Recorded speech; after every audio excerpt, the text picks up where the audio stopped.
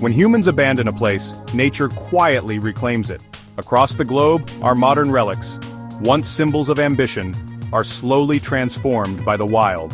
Join me as we explore haunting landscapes where the world we built is being woven back into the fabric of nature. Just off the coast of Nagasaki, Japan, lies a haunting silhouette against the horizon. This is Hashima Island, also known as Gunkanjima, or Battleship Island, a name earned from its distinctive profile. Once a fortress of coal mining, a hub of industry, and a testament to dense city life, it now stands deserted, a ghost island frozen in time. The concrete jungle, once teeming with thousands of residents, is now a silent monument to a bygone era. In 1974, the mine, the island's lifeblood, closed its operations. The reason? Coal was no longer the king. Within weeks, the island was emptied, its inhabitants leaving behind their homes, their schools, their lives. What they left behind was a world frozen in time. Calendars still hang on walls, toys lie scattered on floors, and personal belongings remain untouched, as if the residents simply vanished overnight. For decades, salt winds and relentless typhoons have battered the concrete structures, slowly eroding the island's facade. The elements have become the new tenants, reshaping the landscape with their persistent touch. The city's skin is peeling away, exposing its bones, the rebar skeletons that once held it together. Buildings crumble, walls crack, and the relentless decay paints a picture of nature's slow but inevitable triumph. Yet, life persists. Hardy plants have invaded every crack, every crevice, finding purchase in the most unlikely of places. Their roots are prying apart foundations, turning rooftops into unexpected meadows, a vibrant contrast to the gray concrete. Nature reclaims what was once taken. Inside, a soft green moss carpets the floors, a silent testament to the passage of time and the return of nature. Ferns unfurl in shadowed corridors, their delicate fronds reaching for the faintest light, transforming the once sterile hallways into verdant pathways. Rainwater pools in forgotten rooms, creating new miniature ecosystems, reflecting the sky above and nurturing new life below. Seabirds now nest on the highest ledges, their calls replacing the shouts of children and the clamor of industry, a new soundtrack for a silent city. The island's concrete canyons channel the wind, creating an eerie, whistling symphony that echoes through the empty buildings, a constant reminder of the island's isolation. Hashima is a modern ruin, a concrete mountain being slowly ground down by nature's patient hands, a powerful symbol of impermanence. The sea assaults from without, relentlessly crashing against the seawalls, a constant siege against the man-made structures. Meanwhile, plants wage a quiet war from within, their roots seeking out every weakness, slowly but surely dismantling the concrete. It serves as a potent reminder that even our most imposing creations are temporary, destined to be reclaimed and reshaped by the planet, returning to the elements from which they came. Here, nature's artistry is relentless, a constant force of renewal and decay, proving that the wild always finds a way back, even in the most urban of landscapes. Hashima stands as a stark reminder. Nothing we build is truly permanent, and ultimately, nature will always reclaim its own. In 1986, disaster struck Chernobyl, forcing over 100,000 people to flee and leaving a vast exclusion zone. Pripyat, once a thriving city, became a ghost town overnight. Radioactivity made the area uninhabitable, but in our absence, nature began a remarkable comeback. Forests have overtaken farmland, trees burst through windows, and roots buckle roads. Wildlife flourishes, rare horses roam, wolves hunt in silent streets, and eagles nest atop abandoned buildings. Even European bison have found sanctuary here. The exclusion zone is now one of Europe's most biodiverse wildernesses. Chernobyl is a paradox, born of tragedy, yet teeming with life. It's a living laboratory, showing how quickly nature rebounds when humans step away. The scars of our mistakes remain, but life finds a way to flourish. Here, the wild is both a memorial and a promise of renewal. Chernobyl proves, remove us, and the world heals itself. Deep within Namibia's ancient Namib Desert, a sea of sand stretches as far as the eye can see. This seemingly barren landscape holds a secret, a testament to a bygone era. Kolmanskop is a ghost town, a haunting reminder of dreams built on diamonds and fortunes lost to time. Here, buildings are being slowly but surely swallowed by sand, not plants or vines but by the very substance that defines this harsh environment. Once a diamond boomtown, a place of bustling activity and untold riches, it boasted luxury in the middle of nowhere. a testament to the ambition and extravagance of its inhabitants.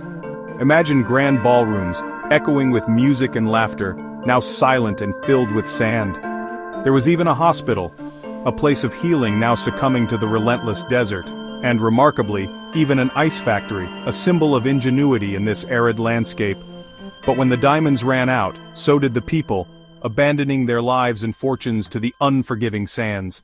They left behind grand homes, now surrendered to the desert winds, whispering tales of a forgotten era. Today, sand pours through broken windows and doors like a relentless waterfall, filling rooms with golden dunes, transforming them into surreal landscapes. Staircases, once leading to elegant bedrooms and living spaces and furniture, are now buried, disappearing beneath the ever-encroaching dunes. Each house is being sculpted by the wind into a unique blend of architecture and desert, a testament to nature's artistic power. Silence reigns supreme, broken only by the mournful whistle of the wind as it sweeps across the dunes, and the delicate tracks of geckos and beetles, the new residents reclaiming their territory. Faded paint, a ghost of its former vibrancy, contrasts sharply with the ever-shifting sand, as time stands still within these crumbling walls, but the landscape outside is in constant motion. Kolmanskop is a powerful reminder of the impermanence of human endeavors. Nature's reclamation isn't always green and lush. Sometimes it's the silent, suffocating embrace of sand, a slow and inevitable burial. The town's opulent past is slowly, gracefully buried beneath the dunes, its secrets preserved in the sand. It is returning to the desert from which it sprang, becoming one with the landscape once more. Here, the desert's ancient patience outlasts all human ambition, a humbling lesson etched in sand. Kolmanskop stands as a stark monument to the transience of our settlements. Against the vastness and power of the desert, nothing truly endures. In the Chernobyl exclusion zone, the Pripyat amusement park stands as a frozen symbol of lost joy. Scheduled to open days after the disaster, its rides never spun for a single customer. The Ferris wheel's yellow cabins, meant for laughter, now loom silent against the sky. Rust streaks the metal, colors fade, and the wind groans through the abandoned rides. Moss and saplings break apart the asphalt, turning the park into a strange metallic meadow. Bumper cars sit in a sea of green, wildflowers and grasses growing where children should have played. Animals now roam where crowds once gathered. The park is a memorial to a stolen childhood, wrapped in nature's quiet embrace. Even our places of happiness are no match for the patient, persistent power of the wild. On Shengshan Island, nestled off the coast of China, lies a village unlike any other. The village of Hutuan is slowly but surely dissolving into a breathtaking sea of green. It's a place where nature has taken center stage, reclaiming what was once built by human hands. Once a thriving fishing community, bustling with life and activity, it was gradually abandoned as residents sought better opportunities in the mainland's growing cities. The allure of modern life proved too strong to resist. Now, time has passed, and lush ivy and tenacious vines blanket every house, climb every wall and creep across every path, creating a mesmerizing tapestry of green. Softening the sharp edges of human construction, nature is gently erasing the lines between the built environment and the natural world. From afar, especially when shrouded in mist, the village appears as nothing more than rolling green hills, an extension of the island's natural landscape. The buildings are nearly invisible, completely consumed beneath the dense foliage, hidden from casual view. Only up close, upon closer inspection, do the remnants of human habitation become apparent, with windows and doorways peeking out from the leafy cloak. Stone stairways, once meticulously crafted, have transformed into slippery green tunnels, inviting yet treacherous paths leading deeper into the verdant embrace. And inside the abandoned homes, a soft carpet of moss now covers the floors, a testament to the relentless advance of nature. The island's subtropical climate, with its abundant rainfall and warm temperatures, accelerates nature's takeover, fueling the rapid growth of vegetation. Vines relentlessly pry apart mortar, weakening the structures, while delicate ferns sprout from damp walls, adding to the enchanting scene. Hutuan feels undeniably magical, a lost village plucked straight from the pages of a fairy tale, a place where time seems to stand still. It's a place transformed by nature's gentle hand, a testament to the resilience and power of the natural world.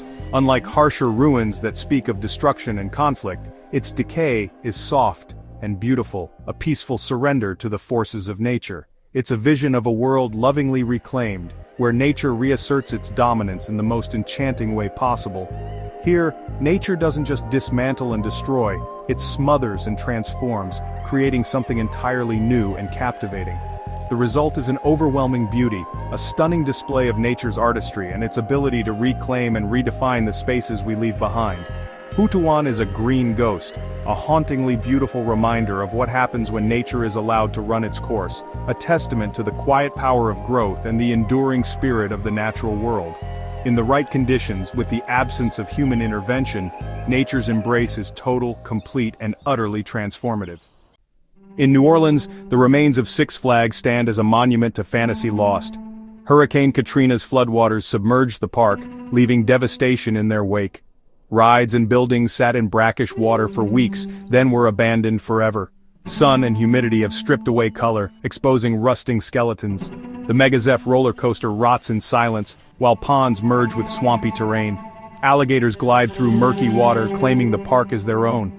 Wild vines and weeds burst through concrete, wrapping around rides and turning lawns into meadows.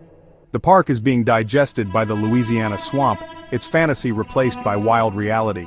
Cartoon characters' painted smiles now overlook a domain ruled by alligators and vines. Six Flags is a stark reminder. Catastrophe and neglect let nature reclaim our dreams overnight. Near Klavan, Ukraine, a railway has become the enchanting tunnel of love. Here, trains shape the forest into a perfect leafy archway, a living tunnel several kilometers long. In spring and summer, vibrant green creates a magical world. In autumn, it blazes with gold and red. Winter reveals a stark, snow-dusted lattice of branches. This is not abandonment but a rare harmony between human routine and wild growth. The trees adapt to the railway, creating beauty neither could achieve alone. The tunnel of love is a gentle reminder, sometimes nature and humanity can coexist, shaping something new together. Even our industry can become a canvas for the wild. In Belgium's Ardennes, Château Miranda once stood as a fairy tale castle, later abandoned to the elements. Built in the 19th century, it was a playground for generations before maintenance costs forced its closure. Rain and dampness invaded, collapsing ceilings and rotting floors. Ivy scaled the turrets, trees pressed against the stone, and saplings rooted in balconies.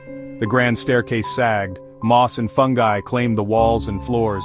The forest pressed in, turning manicured grounds into wild undergrowth. Sunlight streamed through shattered windows, illuminating dust and decay.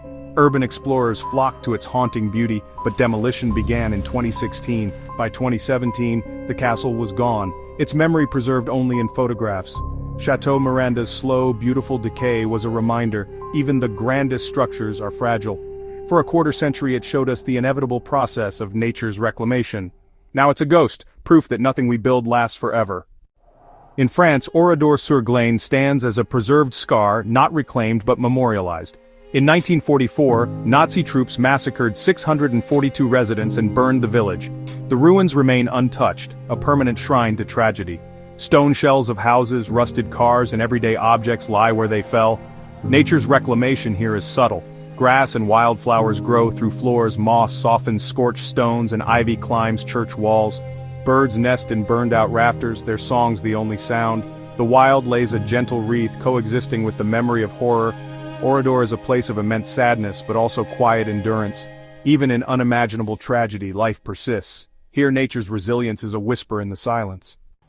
Deep in Cambodia's jungle, Angkor's temples, especially Ta Prohm, showcase a spectacular battle between stone and wood. After the Khmer Empire's decline, the jungle began its relentless work.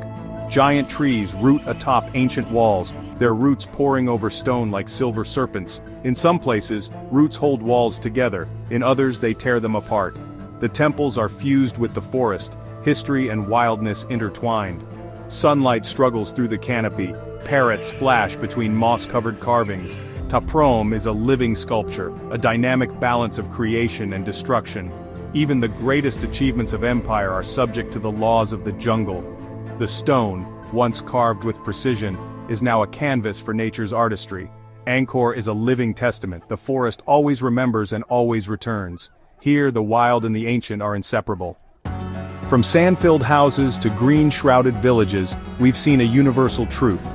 When we leave, the earth begins to heal. Our cities are fleeting. Water, wind, sun, and life are the true architects.